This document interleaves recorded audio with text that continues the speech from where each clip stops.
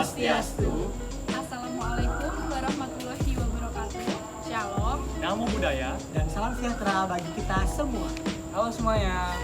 Perkenalkan, kami adalah mahasiswa semester 3 program studi biologi Fakultas Matematika dan Ilmu Pengetahuan Alam Universitas Udayana. Sebelumnya perkenalkan, saya Kania Delima Rizky dengan NIM 2108531037.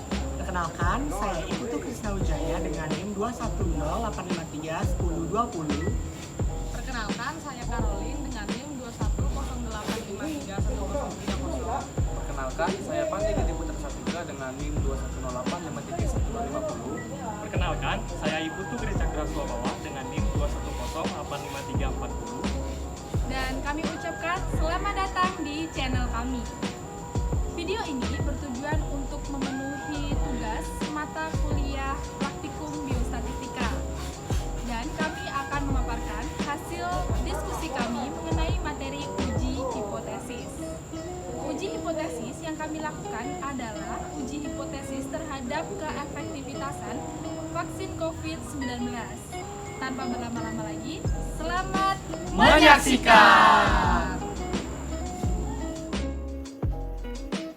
Pada kelompok kami, di sini kami menghitung uji hipotesis keefektivitasan vaksin COVID-19 dari periode Maret 2020 hingga Oktober 2022. Dan kami mengambil data dari website Kemenkes. Website yang kami gunakan ini datanya dapat dipertanggungjawabkan serta data dari website ini dapat dipercaya serta akurat.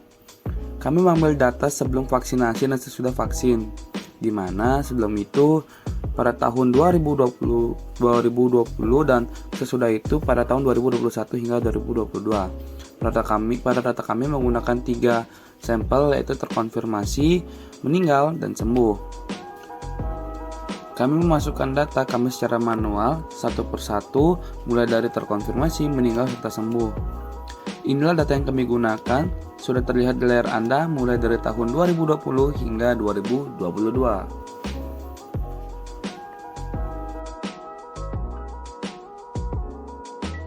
Setelah data dihitung secara manual, selanjutnya data dihitung dengan menggunakan statistika deskriptif, yaitu mencakup rata-rata dan standar deviasi.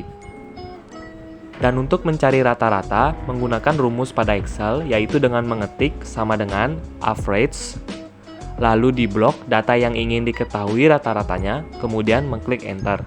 Dan untuk mencari standar deviasi, menggunakan rumus pada Excel, yaitu dengan mengetik sama dengan stdef pada Excel, lalu di blok data yang ingin diketahui standar deviasinya, dan kemudian mengklik enter. Di sini saya akan menjelaskan keterangan yang nantinya akan digunakan untuk perhitungan tabel. Yang pertama ada rata-rata sebelum vaksin, di mana X1 merupakan terkonfirmasi, X2 meninggal, dan X3 sembuh. Untuk rata-ratanya sudah dapat dilihat di layar Anda.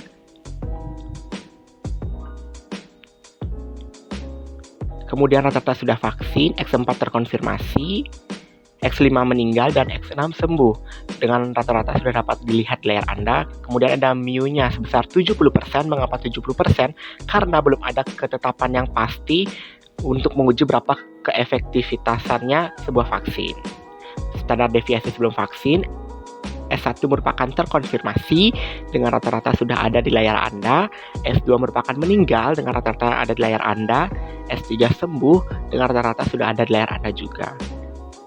Kemudian ada standar deviasi sesudah vaksin dengan S4 merupakan terkonfirmasi dengan rata-rata sudah ada di layar Anda, S5 meninggal dengan rata-rata sudah ada di layar Anda, dan terakhir S6 merupakan sembuh dan rata-rata juga sudah dapat dilihat di layar Anda. Kemudian N sebelum vaksin merupakan 10 bulan karena data diambil dari Maret tahun 2020 sampai Desember 2020. Sedangkan untuk N sudah vaksin merupakan 22 bulan karena data diambil dari Januari tahun 2021 hingga Oktober tahun 2022. Nah, selanjutnya ada darah kritis sebelum vaksin, di mana hasilnya itu 0,05. Mengapa 0,05? Karena 0,05 itu adalah sebuah patokan atau acuan kami, dan 9. Kenapa 9? Karena 9 merupakan DF, rumus DF N kurang 1. 10 tadi dikurang 1 merupakan hasil 9. Ya. Lanjut, mendapatkan rata-ratanya sebesar sudah ada di layar Anda. Kemudian daerah kritis sudah vaksin merupakan 0,05 juga dan 21 karena DF22 kurang 1 yaitu 21 mendapatkan hasil 1,721. Selanjutnya kami menentukan hipotesis satu arah yaitu dari arah kanan, di mana untuk hipotesis nolnya yaitu T hitung kurang dari sama dengan daerah kritis, sedangkan hipotesis 1 T hitungnya lebih dari daerah kritis. Untuk 70% di sini kami jadikan sebagai patokan karena belum ada standar resmi untuk keefektivitasan vaksin COVID-19 yang masuk ke Indonesia. Berdasarkan hipotesis yang kami buat, H0 akan diterima jika T hitung kurang dari sama dengan daerah kritis, sedangkan H0 akan ditolak jika T hitung lebih dari daerah kritis. Kemudian dilakukan perhitungan T hitung untuk setiap sampel. Untuk rumus T hitung sendiri yaitu X bar dikurangi mu per S per akar N, di mana X bar yaitu rata-rata tiap sampel yang sudah ditentukan, mu-nya menggunakan angka 70, S-nya itu standar deviasi masing-masing sampel, dan N-nya jumlah sampel. Pemasukan angka disesuaikan dengan rumus dan didapatkan hasil demikian. Begitupun untuk perhitungan T hitung 2-6. Kemudian hasil setiap T hitung kami rekap dalam tabel berikut. Untuk T hitung 1 didapat hasil 4 lebih besar dari daerah kritisnya yaitu 1,833, maka hipotesis 0 ditolak. Untuk T hitung 2 didapat hasil 0,2 lebih kecil dari 1,833, maka hipotesis 0 diterima. Untuk T hitung 3 didapat hasil 3 lebih besar dari 1,833, maka hipotesis 0 ditolak. Untuk T hitung 4 didapat hasil 3 lebih besar dari daerah kritisnya yaitu 1,721, maka hipotesis ditolak. Untuk T hitung 5 didapat hasil 8 lebih besar dari 1,721, maka hipotesis 0 ditolak. Dan untuk yang terakhir yaitu T hitung 6 didapat hasil 4 lebih besar dari 1,721, maka hipotesis 0 ditolak. Mengakhiri video ini, izinkan saya untuk membacakan kesimpulan. Adapun kesimpulan dari hasil diskusi yang telah kami lakukan adalah pemberian vaksinasi COVID-19 dinyatakan efektif lebih dari 70% kepada masyarakat. Hal ini dapat dibuktikan dari hasil perbandingan T hitung dengan T tabel yang menyatakan bahwa H0 lebih banyak ditolak. Penolakan H0 mengakibatkan penerimaan H1, di mana H1 menyatakan bahwa pemberian vaksin COVID-19 efektif lebih dari 70%.